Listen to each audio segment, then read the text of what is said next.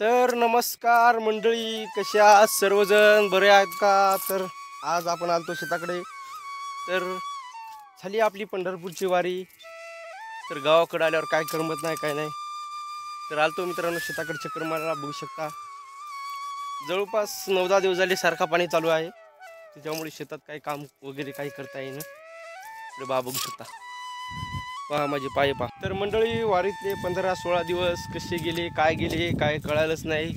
सकाळी 4 वाजल्यापासून माऊली माऊली कानावर ऐकायला पडते.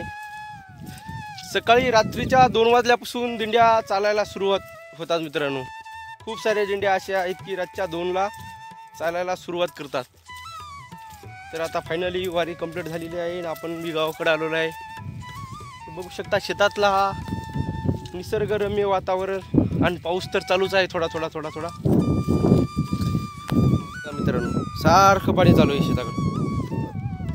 तर मंडळी, आपलं पीक कसं काय आहे सांगा कमेंटमध्ये. बघू शकता इकडं पळाटी आहे मधामध्ये, म्हणजेच 1 तास सोडून आपण पळाटी कपाशी लावलेली आहे. 1 तास सोयाबीन, 1 तास कपाशी. इकडं आहे सोयाबीन, इकडं कपाशी. बघू शकता.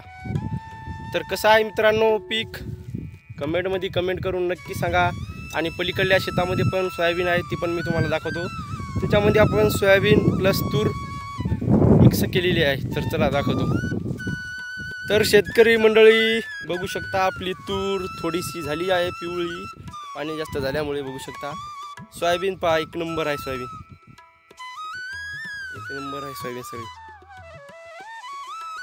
म्हणजे बेडवर सोयाबीन लावलेली आहे. 1 बेड तुरीचा आहे आणि इकडे 2 बेड सोयाबीन. बघू शकता.